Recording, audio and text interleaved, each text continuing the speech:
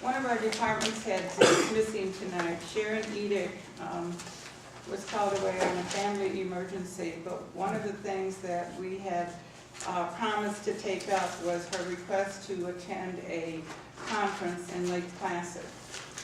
So in her absence, I'm bringing this up.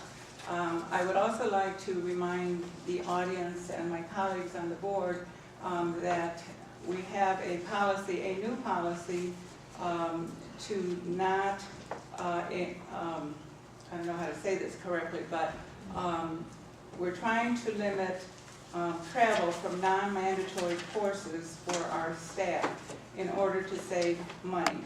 As I understand it, this is a non-mandatory course. I don't have the information with me anymore, but tuition was about $150. I have it. The registration fee was $100. Hotel expenses were $545. For a total of $645, she was going to use a town vehicle. And there's been a lot of discussion on this. Sharon presented quite a outlay at the last meeting in the minutes, if you looked at them, on why she thought she should attend. And I've looked it over, and I realize that we have a cash flow problem in the town, but I think there's another letter that we just received dated April 20th that I'd like to read afterwards. Actually, I'll read it now. It just says, "Good afternoon. If there are any classes that are mandatory for your position," this is to the department heads, "that you must attend between now and the end of the year, would you please let Judy know? Thank you in advance."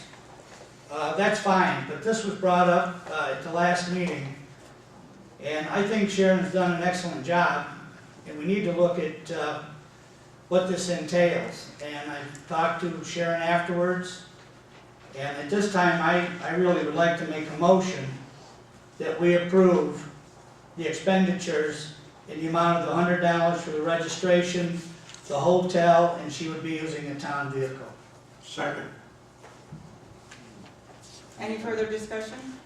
Well, as I stated last time, I believe Vern was also in agreement with the expenditure. I think Sharon outlaid quite a few points as to why she thought it would be a good idea for her to go. Also, because she's going to learn there some more information about credit card usage and updates on many of the new techniques and ways that she could provide services to the town and the residents.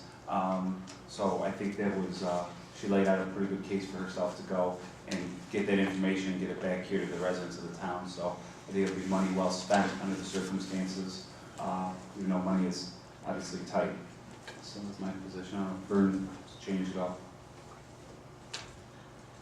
Vern, you have any comments on that? You saying? No, well, you know, other people have gone, so my feeling, I said that at the last meeting, that I felt that she deserved to go as well as anybody else is in the know down here. And she did give the town a check for $25,000+ that she made in interest, keeping the tax money before it was sent down to the county. So she did contribute that, so which she does every year. So I feel that it's more than appropriate that we let her go. Doesn't she go every year to this meeting? She does. Yes. She also goes to the one in New York City, and she went this year, and she has gone for the last 10 years. Please. Do you want to take the roll? Mr. Conway. Yes. Mr. Jennings. Yes. Mr. Coral. Yes. Ms. Sembrano. No. Next item is abstract approval. Shirley? General Fund Special Districts this evening is $394,356.94. The Highway Fund is $88,685.15. Motion to approve? Second. Mr. Conway. Yes. Mr. Jennings. Yes. Mr. Coral. Yes. Ms. Sembrano. Yes. Shirley, you have the next item, budget mods. I have three budget modifications for this evening. The first one is for $1,225.75. It is coming out of the assessor's contractual line into the assessor's personal service line. The second is $80.40. It's coming from the town board contractual into taxes. And the last is $2.40 for seminars and conferences of the planning board going to zoning contractual. $2.40. Yeah. Motion to approve. Second. Mr. Conway? Yes. Mr. Jennings? Yes. Mr. Corral? Yes. Ms. Zimbrano? Yes, Thank you. that was it? That's it. Okay. We're down to number 7.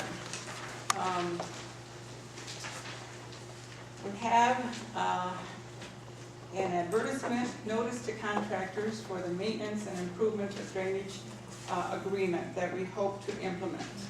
I'll read part of this. Sealed bids for the contract for maintenance and improvement of drainage facilities will be received by the town board, town of Cicero, etc., until 11 a.m., May 24th, 2010, and there at said office to be publicly opened and read aloud.